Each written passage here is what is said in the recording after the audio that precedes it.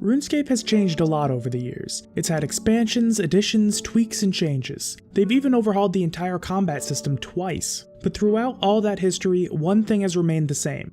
It's all about them gains. RuneScape has a player-run economy where players can trade items and money amongst themselves with no real restrictions. Initially, this was done directly, with players finding each other and using the trade function. But then, out came one of the most impactful updates in RuneScape's history, the Grand Exchange. So for those of you who are unfamiliar, the Grand Exchange is essentially an automated trading hub. It's not entirely unlike the real-world stock market, except instead of trading in corporate shares for money, you trade items for coins. The way it works is that one player will make a purchase offer while another will make a sale offer. The Grand Exchange will then automatically conduct all eligible trades without the players directly interacting, allowing for the quick purchase and sale of almost any item, making everyone's life just a bit more convenient. I already mentioned that the Grand Exchange has some similarities to the stock market, but that alone doesn't translate to an economics lesson. But to explain how RuneScape and the Grand Exchange truly do teach economics, I need to go over a little bit of economic theory, but don't worry. This is something you've probably already learned about. Supply and demand. On screen now is a simple graph showing the relationship between supply and demand, namely that they're inverses. The higher the supply, the lower the proportional demand, and vice versa. The point at which they meet is the equilibrium, and that determines the value of a good or service. While there are many factors that can influence this, right now I only want to talk about the most basic elements. In short, the greater the supply, the lower the value. The greater the demand, the higher the value. Basic shit. Again, you probably already knew this, but keep it in mind. Now to connect it to RuneScape. As mentioned previously, RuneScape has a player-run economy. The value of basically everything is largely determined by supply and demand, and when one thing or another gets thrown out of whack, prices can fluctuate wildly. Now, with the introduction of the Grand Exchange, it also made it much easier to accurately track the value of certain items as it logs each and every trade for each and every item. It also displays an approximate value for the items in its interface based on trades from the previous days. So we can actually track the price history of almost any tradable item in game. Let's look at a rather interesting case, the mature dwarven stout, which sounds delicious by the way. The item itself is pretty mundane. All it does is temporarily boost your mining and smithing levels by 2 each, which is not very much. But take a look at the price history and something should stand out to you. Yeah, the price fell off a fucking cliff in 2014. The mature dwarven stout at its peak commanded a price of over 70,000 coins each, which is not going to break the bank but is also a lot for a consumable item. But in the span of only around 4 months, the price plummeted to roughly 5,000 coins. Nowadays, they're actually the most expensive they've been in a while at a whopping 200 coins each, though they've gone as low as 50. So what happened? Supply and demand happened. That equilibrium shifted and the value plummeted. So did the demand drop? No.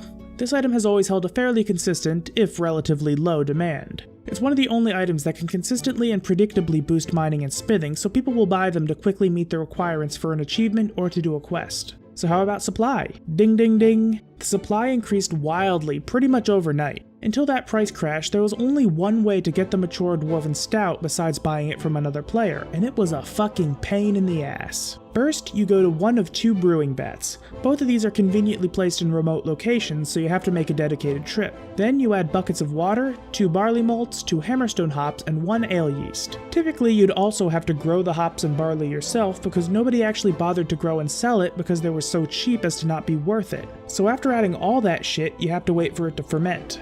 This is a real-world time gate, and it usually takes 2 to 3 days to get done, though it can take up to 5. Then, once it's fermented, one of 3 things will happen. First, there's a chance it goes bad, completely wasting your time. Then, you might get a non-mature dwarven stout, which has always been less valuable due to a weaker skill boost and the fact that they actually spawn in the world.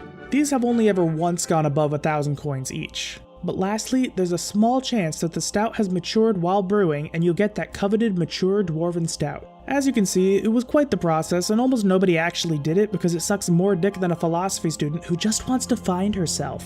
So the demand was relatively steady and the supply was extremely low, leading to a very high price. But then, Jagex, the developers, released the Elf City of Prifddinas, which I hope I'm pronouncing correctly. I mean, I'm probably not because it's a fucking Welsh word, but I'm not gonna bother correcting myself. Prifddinas is a lot of things, but in particular, it acts as a high-level skilling hub, featuring many activities for players with high levels and various skills. One of these activities is pickpocketing the elven workers. At the time, this was one of the fastest ways to earn thieving experience, while also being one of the least click-intensive training methods for the skill. So a lot of people started training here, including me. Each section of the city had different types of workers who carried different types of things, and players would rotate between these sections as they trained. Now, the only one that really matters for this video is the Trehorn section. Again, Welsh name, pronunciation, not happening. These guys would give you a variety of mining and smithing items, including, you guessed it, mature dwarven stout. Almost immediately, thousands upon thousands of these hit the market and the price got absolutely gutted. This mirrors the real world. If an item's supply goes way up, prices go way down. And if an item's demand goes up, like say toilet paper for example, the price skyrockets. So now, for the first time, there was actually a steady supply of mature dwarven stout. The demand remained the same, but it was already fairly low. As I said earlier, a +2 boost really isn't much, but it was all that was really available, so if you needed that boost, a dwarven stout was the answer. But now, with supply vastly outpacing demand, mature dwarven stouts were just pocket change. This is a concept that I already understood, at least on a baseline level, before even learning about it in school, because I was already involved in this economy and I could see how certain items fluctuated in price. So much of RuneScape's economy mimics the real-world economy because not only are many of the mechanisms similar, but the main driving factor, which is people, are present in both. But of course, I have another concept I want to showcase, and this time let's get a tiny bit more complex. Now we're talking price controls. A price control is whenever a factor outside of supply and demand affects the price of an item and separates price from value. In the real world, this comes in the form of price ceilings and price floors. These happen when governments set a maximum or minimum price for any kind of good or service. They aren't ridiculously common in most countries as they do tend to have unforeseen consequences, but they definitely happened. RuneScape does have a form of price floor, though it's more of a soft limit than a hard limit, and it's not due to any rules set by Jagex. The way these work is entirely based on the High Alchemy spell. This spell can turn just about any item in the game into coins, with each item having a set alchemy value. So let's take a look at cooked sharks for example. As of recording, these guys have a trade value of roughly 2600 and an alchemy value of 180. Here, the price floor of the alchemy value doesn't actually do anything, as the equilibrium price is above the alchemy value because the alchemy value in itself is pretty low, but sharks are also a fairly popular means of healing, so the demand is high enough to keep prices high. But now let's look at huge plated rune salvage. These bad boys have a trade value of 38,626 and an alchemy value of 40,000. As you can see, the price of this item is pretty damn close to its alchemy value. That's because the item is not that useful outside of alchemy. It's not entirely useless, but it's certainly not worth 40k per item. The true market value for this item outside of alchemy is much lower, but because you can at any time convert it into 40,000 coins, the price will never drop too far below that level. This has caused a few problems for the economy. Firstly, it's made some items have a massively inflated trade value, which can leave newer players confused, though that's relatively a minor issue, all things considered.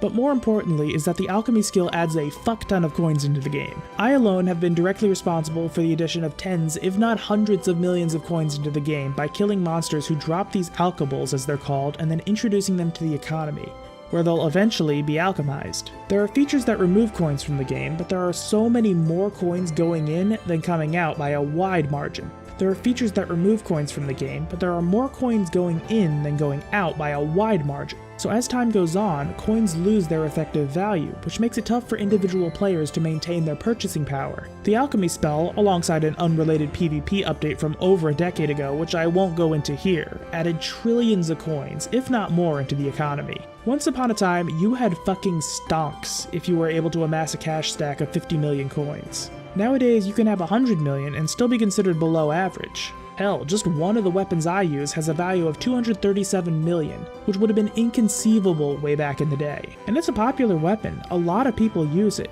Inflation is not one of those things that'll immediately kill a game, but it does have to be managed to not devalue players' wealth too fast. RuneScape also does, sort of, technically have price ceilings, but that's only due to technical limitations. Since the game was originally coded in Java, which uses a 32-bit integer data type, the maximum amount of coins you can transfer at once is 2,147,483,647. That's the 32-bit integer limit.